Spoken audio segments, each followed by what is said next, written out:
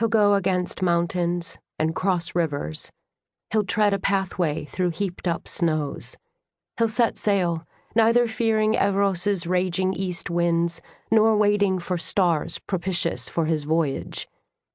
Who but a soldier or lover could endure the chill of night and torrents of mingled snow and rain?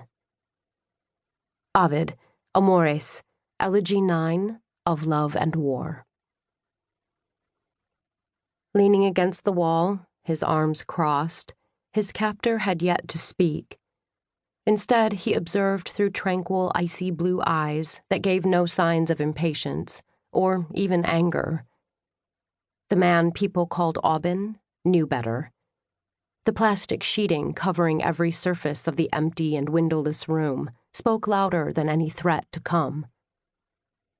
A soft patter somewhere above him caught Aubin's attention. A butterfly had managed to get trapped in hell with him, drawn by the single lamp hanging from the ceiling. It kept hitting the scalding glass desperately, eager for the light to consume it.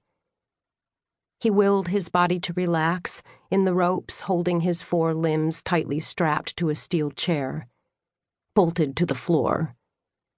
Aubin recognized the eye for detail of a consummate professional.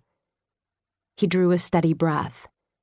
Death he did not fear. It was part of the job, both the sentence and the reward, a leap into blessed darkness. Everything in between now and death was another matter. As he had been taught, he closed his eyes and mentally let go of his body. There was only so much pain the flesh could take, and he knew, or rather trusted, that beyond that threshold would come a sense of numbness. It would help. He repeated in his head, like a mantra, that he had led a good life, all 40 years of it, that whatever his executioner sliced, broke, or tore would be useless meat scrapped from a body that was already dead. After a prolonged silence, spit-shined brogues shifted on the plastic. The man came out of the shadows and walked across the room, his stride slow, predatory. He went to open a black suitcase resting on an instruments tray a few feet from the chair. "I heard you were dead," Aubin remarked, his tone cordial, even as a drop of sweat burned its way down his temple. His host never stopped searching the case, moving aside a compartment where 2 semi-automatics and their suppressors lay encased in foam. "You shouldn't believe everything you hear, Bror." Aubin managed a chuckle, even as nausea lapped at the back of his throat. "You know I can't tell you anything." "You won't, but you can, and I'll make you." The case snapped shut. Aubin caught the menacing glint of a pair of pruners in the man's latex-gloved hand. Now came the moment to breathe, to let go, despite every single muscle contracting in his limbs, the stifling weight of fear crushing his chest.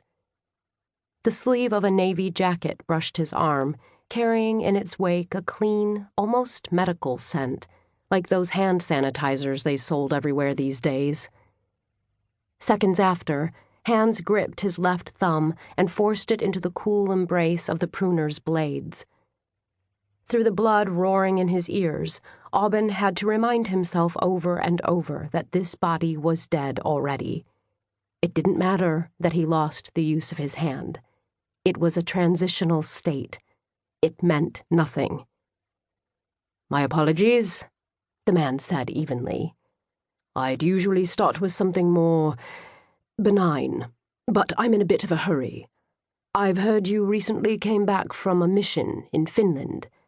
Can you perhaps share some of the details with me?" "No." Aubin gritted his teeth and breathed hard, fast, through his nose. He looked up at the blinding orb of the light bulb above him to find the butterfly gone. In a single snap, agony shot through his hand, thundered all the way up to his shoulder. He bit back a howl, tasting blood in his mouth.